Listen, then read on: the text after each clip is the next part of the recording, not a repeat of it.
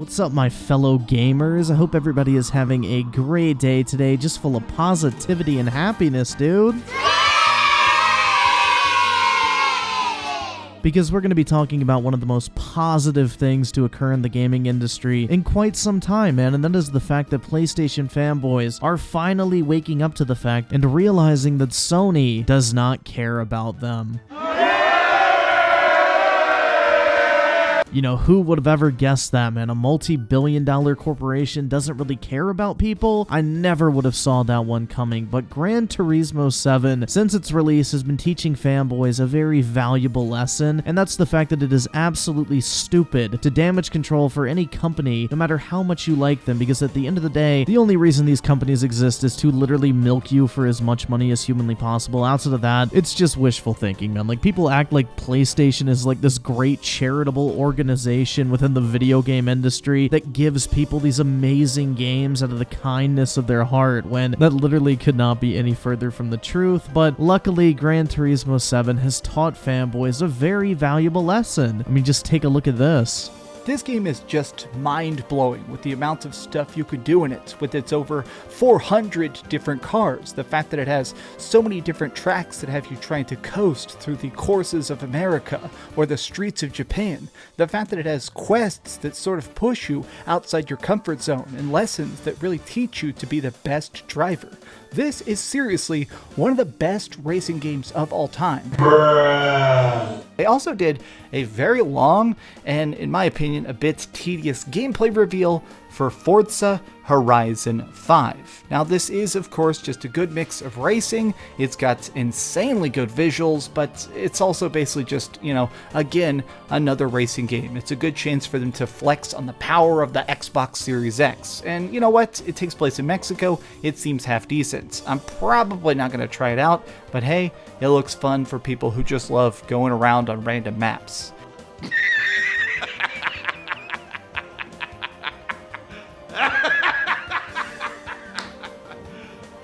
Serious? This is just so frustrating, but I have to talk about it. Sony seems to be trying to ruin Gran Turismo 7. They've actually made the game completely pay to win, and they're now increasing the amount of microtransactions in the game itself. And everybody's been begging me to talk about this, so let's try and rip into this entire mess. And to be honest, I've been loving Gran Turismo 7 quite a bit. I did a big review of it that kind of went a little bit viral, and it's been a fun time. I think that Gran Turismo 7 is a very good mix of lifelike graphics, tons of tracks, literally hundreds of cars. It is a big and very glorious game. Now, this is, of course, just a good mix of racing. It's got insanely good visuals, but it's also basically just, you know, again, another racing game. I'm probably not going to try it out, but hey, it looks fun for people who just love going around on random maps. Alright, with that being said, we've heard a lot of good and a little bit of bad, but let's go over to the ratings board and put a big number on it. I am giving Gran Turismo 7 a 9.5 out of 10. Really want to put my logo on that one! But as you can see, man, PlayStation fanboys just never fail to disappoint, but this time around, I must give credit where credit's due. One of the biggest PlayStation fanboys, and all of YouTube, which of course is none other than MBG, but you know what? Credit where credit's due, man. He actually made a really good video calling out Sony and just giving his take on this entire situation, which I actually wanted to watch here with you guys today because I think it gives us a good baseline surrounding this entire topic for me to commentate on. But I'll link his video in the description below if you want to go drop a like on it. You know, credit where credit's due. This is actually a really good take on this entire situation.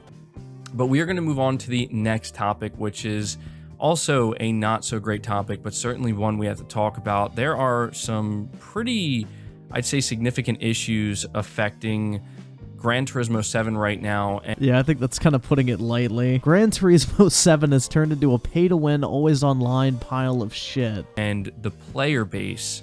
And so this is reading from PlayStation Universe, where they say Polyphony Digital has released Gran Turismo 7 Update 1.08 amidst ongoing server issues for the racing simulation title, although the problem still seems to remain despite a new patch. Yeah, last time I remember quote-unquote live service games like Forza Horizon 5, the PlayStation fanboys are ridiculed constantly. Well, Forza Horizon 5 can still be played offline. GT7, not so much. And there's really only one reason for that. It's because they want to make sure that if there's ever an exploit that occurs where you can earn credits faster than they intend, they can get rid of it immediately and prevent people from actually being able to use it while their game is offline. That way, they keep you spending real money on microtransactions. You know what, if this doesn't scream true AAA greatness from PlayStation, I don't know what does. However, the game's creator, Kazunori Yamauchi, has now issued a statement explaining exactly what issues caused the game to undergo extended maintenance, which boils down to an issue found in the Gran Turismo 7 update 1.07. And so this is what Kaz had to say on behalf of Polyphony Digital.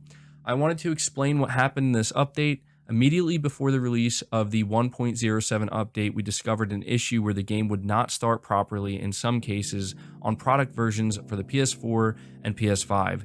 This was a rare issue that was not seen during tests on the development hardware or the QA sessions prior to the release, but in order to prioritize the safety of the save data of the users, we decided to interrupt the release of the 1.07 update to make a 1.8 correctional update. Which is corporate speak for we were so worried about people being actually able to purchase cars without spending money in the game that we rushed out an update that completely broke our game, and now we're trying to fix it. I mean, just keep in mind, people paid $70 for this game, and Sony is literally trying to prevent people from being able to unlock and drive cars in a racing game that they already paid $70 for, keep in mind, without having to drop another $40 per car on microtransactions. Not to mention, you can't even play this game if you don't have internet. Really setting that gold standard for AAA single-player exclusive titles, aren't we, Sony? This is the reason for the delay. My sincere apologies for the late report to everyone. Also, in this update, some event rewards have been adjusted. I wanted to also explain the reasons for it and our plans going forward. Just prepare for your bullshit meters to go through the fucking roof. In GT7, I would like to have users enjoy lots of cars and races even without microtransactions. You liar, you. I'm good at lying. At the same time, the pricing of cars is an important element that conveys their value and rarity, so I do think it's important for it to be linked with the real world prices.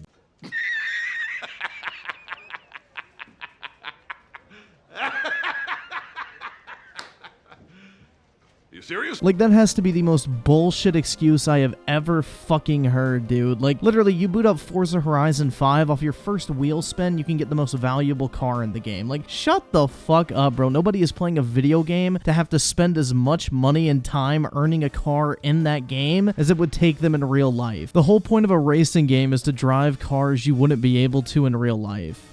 I want to make GT7 a game in which you can enjoy a variety of cars lots of different ways, and if possible, would like to try to avoid a situation where a player must mechanically keep replaying certain events over and over again. Well, if you want to avoid a situation like that, why did you lower the amount of credits you earn and jack up the price of the cars in the game to basically cause people to do exactly just that? Like I said, man, the bullshit meter is going through the fucking roof on this one.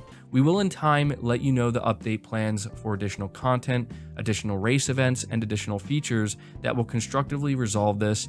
But in the meantime, just keep spending money. I mean, they could literally fix this in like 10 minutes if they wanted to. It pains me that I can't explain the details regarding this at the moment, but we plan on continuing to revise GT7 so that as many players as possible can enjoy the game.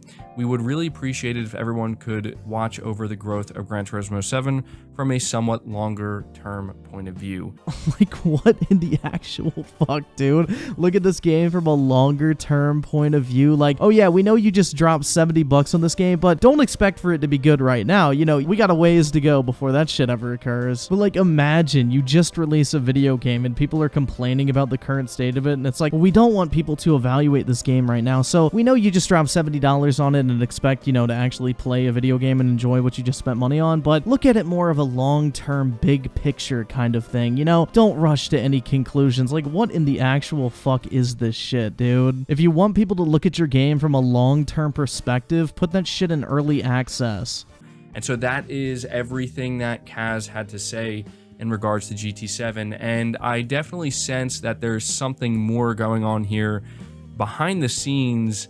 Obviously, on a technical side, they're running into some issues, and yeah, they ran into technical issues because they were so worried about pushing out an update to prevent people from actually earning credits at a normal pace in order to force them to spend money that they literally broke their own game in the process.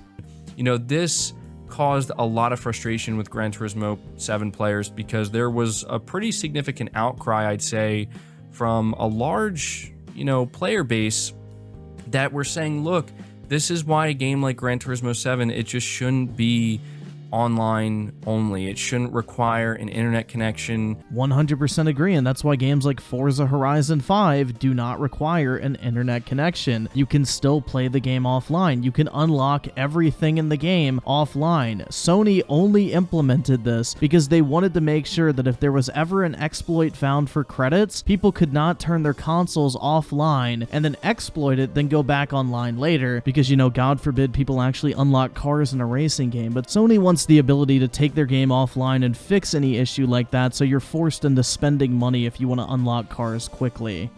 For those who don't know, GT7 essentially requires you to be connected to the internet at all times if you want to experience everything that the game has to offer. You can still play certain aspects of it. Yeah, a very limited arcade mode, and that's it. The actual game cannot be played. When you're offline, like what we just saw happen with the servers being down, but it really does cut the game down pretty extensively, and you can't really progress in a meaningful way based off of my understanding. Yeah, let's put it this way. You can do races on pre-selected tracks with pre-selected cars, which those races do not count in any way, shape, or form towards your progression. It literally takes the game and turns it into a fucking demo. And we are seeing this situation, and it clearly points out, like, yeah, this is why single-player games or games that can be played solo, they shouldn't require an internet connection to experience all the content. So there's that aspect of this. But then there's the aspect of the latest GT update, the one that was referenced here, 1.07, and how it essentially raised the price for many of the vehicles. It raised essentially the grind. I think this is really great that this is the update in particular that broke the game, because it just shows you what greedy little shits are working at Sony. Like, they were so desperate to prevent people from being able to actually earn the cars in the game that they rushed out a patch to increase the grind and make cars harder to earn without spending money, that they were willing to basically crash their own game and make it completely unplayable just to keep people from not having to spend money on microtransactions. Like, for all the people out there that act like Sony is like the patron saint of gaming, that, is providing these wonderful microtransaction free experiences in a world where loot boxes and microtransactions and all the shit like that are commonplace, like, how the fuck do you explain this one? These motherfuckers are just as bad as everyone else if given the chance, if not fucking worse. I do not understand why people blindly worship a fucking company. For a lot of the vehicles that people would want to unlock, you would have to spend a significant more amount of time grinding for them, and it's really obvious why they decided to do this, at least in my opinion. It's because Sony, that is, they're trying to kind of nudge people closer to the microtransactions to buy these credits. And yeah, I think there was a little bit more than a nudge going on in this particular situation. On top of the deceitful review process and on top of the increased microtransactions prices, they've also lowered the progression by which you can earn cars via gameplay, as stated here by Video Games Chronicles article. The latest patch makes it harder to earn cars. Reviewers did not have access to this patch. They didn't play the version of the game where the majority of the races had their rewards cut by a third, by half, more even, with only 2 races whose prices have been increased because their initial rewards were so meager. But other than these 2, the rest of the races have had their credits rewards diminished significantly. I mean, bro, not only are you spending $40 for a car in a racing game, but now they are literally trying to make it even harder for you to earn those cars in the game as well. Like, it is absolutely insane to me, bro. Like, I have never seen something like this in a game in quite some time. it just seems like this is all going wrong, and you can tell with what Kaz is saying here that He does not feel good about this. And I almost feel like, in a way, this isn't really Polyphony Digital's doing, at least not entirely when it comes to the microtransactions. Oh, well, no shit. At the end of the day, it's always going to be Sony because Sony's the publisher, which is literally the person in charge of the monetization in a video game. Publishers are the ones who worry about how games are making money. Because you can tell with the last part of this write-up, you know, he says, it pains me that I can't explain the details, and he's basically asking people to be patient. I really think that there's just something more going on between Polyphony Digital and potentially the, you know, higher up executives at Sony, where they have a certain expectation of how many microtransactions they're expecting to sell. But I thought Sony just cared about putting out great single-player experiences that you couldn't get anywhere else in the modern world of video games. I thought they were the good guys of the video game industry. What the fuck are you saying to me here, dude? Are you seriously trying to tell me that Sony isn't different from every other company, and they're actually just as money-hungry as every single other company in the video game industry? Come on, dude, let's be honest. Sony doesn't care about making money. They just want to put out great games for their fans. But in all seriousness, I am glad that PlayStation fanboy channels like MBG are starting to realize that Sony really doesn't give a fuck about them. And, you know, maybe people were just finding it easy, I guess you could say, to unlock the cars that they wanted to unlock. And because of this, Sony was like, look, nobody's buying microtransactions. We need to do something.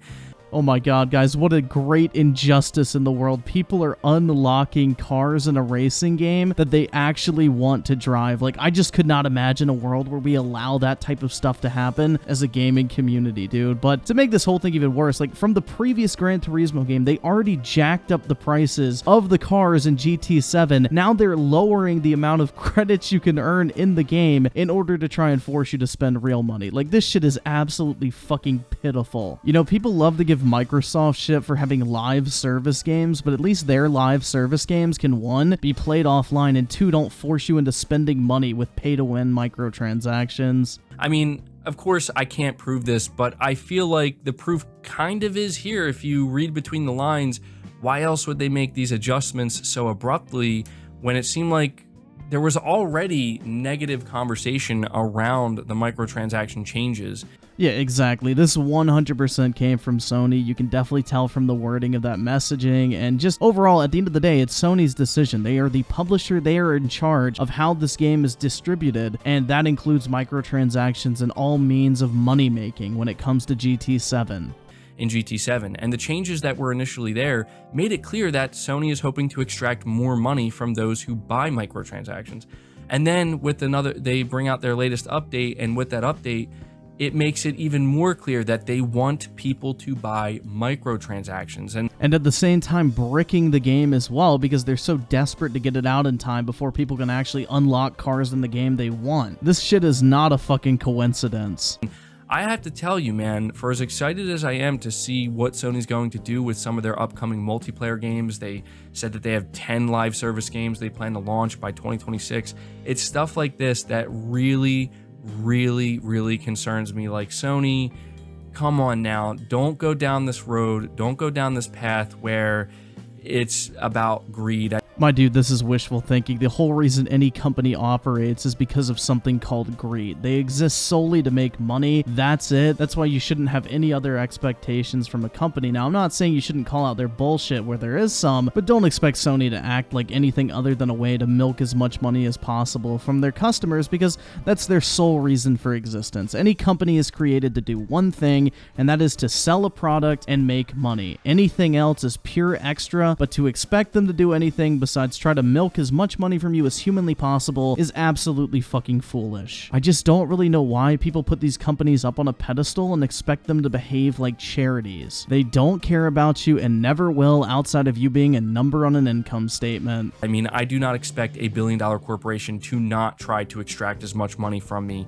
as possible, but no, there is no but. Sony's going to do whatever they think they can get away with. You know, Microsoft sure behaves pretty pro-consumer now, but we saw what they were trying to do with the Xbox One in 2013. So it just goes to show you, when they think they can get away with something, they're going to try and take advantage of you at every single opportunity to make as much money as humanly possible. But there are different ways to go about it, and this is not the right way. And I'm hoping that because of everything that happened here, Sony, if they are, again, I can't prove it and I don't know if they are, but if Sony really is putting a lot of pressure on Polyphony Digital, where it's like, you got to adjust these microtransactions, you got to make sure, you know, you're getting that MTX money. I hope that this will make it so that it doesn't have to be that way. Well, if it's any consolation, Sony did respond and say that they would be improving this entire thing, but the simple fact remains is literally these microtransaction prices and the cost of cars could probably be adjusted in a grand total of maybe like, I don't know, 5 minutes. It's literally just adjusting a couple lines of code, so it wouldn't really take too long, but, you know, they are kind of dragging their feet, but they have acknowledged the issue to their credit, which we'll get into in a little bit. Again, I don't want to paint Polyphony Digital as entirely innocent, but I just assume that, like, look, they're making the game, they're selling it at full price. I'm pretty sure that they're just about making the game as good as it can be. I feel pretty confident in saying that about Polyphony Digital. So yeah, because this typically falls into the lap of a publisher when shit like this happens.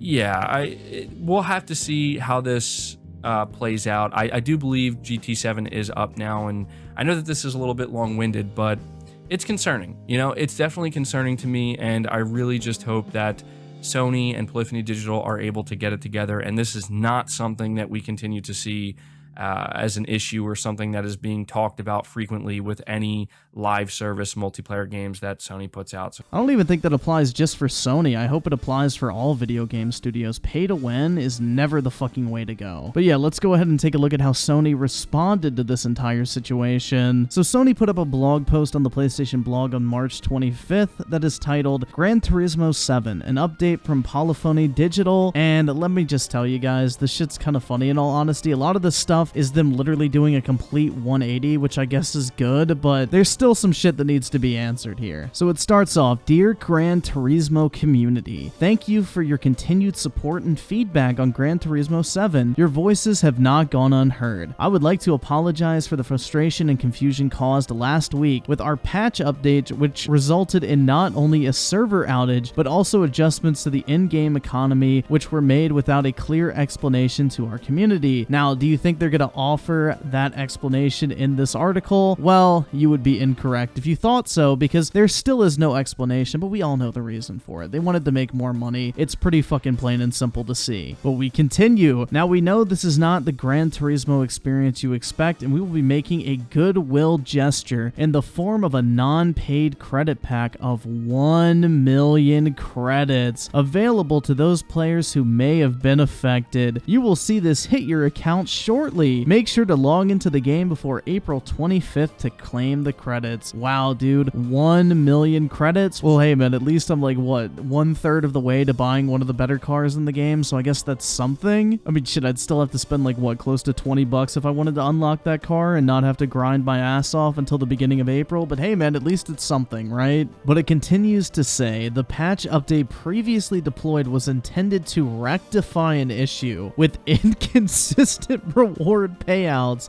within a part of the World Circuit events, but to reestablish the intended equilibrium and provide more accurate rewards based on time, investment, and completion, it was necessary to recalculate the reward system as a whole. That's right, man. The only issue they were looking to rectify with this entire thing was literally the fact that people weren't paying enough money for credits in the game, and they were actually able to unlock cars through just pure gameplay, which Sony obviously was not too big of a fan of. Now, the next part of this thing goes through all the details, which I'm just going to play Review Tech USA's video because honestly I don't want to read through the list. To improve the player experience, we will be rolling out a considerable patch in the beginning of April. The number of events will be increased, and we will reestablish the reward system with greater balance throughout the game to benefit all players.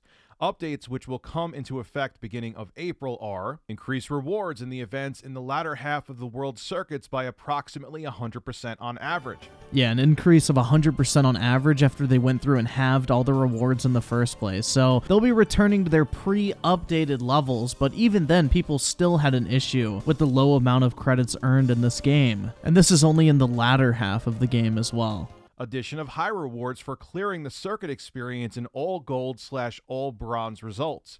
An increase of rewards in online races. Include a total of 8 new 1-hour endurance race events to missions. These will also have higher reward settings. Increase the upper limit of non-paid credits in players' wallets from 20 million credits to 100 million credits, and increase the quantity of used and legend cars on offer at any given time. So at least it does seem like they're taking some steps to try and rectify the credit payout system, but it still doesn't explain why cars are higher in price in this game versus any other Gran Turismo game in the past. Not to mention the fact, why can you not play this game offline when obviously it has a dedicated single player experience? Obviously you need to be online to play the multiplayer. No shit. I've heard people say like it's to prevent hacking, but the only thing I could really think of that would happen if somebody hacked Gran Turismo is they would unlock a car and the upgrades for it without having to grind, which I don't really think would break the game in any capacity. So I don't really think there's a good explanation for why this game doesn't have an offline mode, other than Sony wants to make sure they can absolutely control the in-game economy. Here are some other near-term updates that are going to be released. They don't give an exact date, but these are some other improvements they're going to do to Gran Turismo 7. Increase the payout value of limited time rewards as we develop as a live service.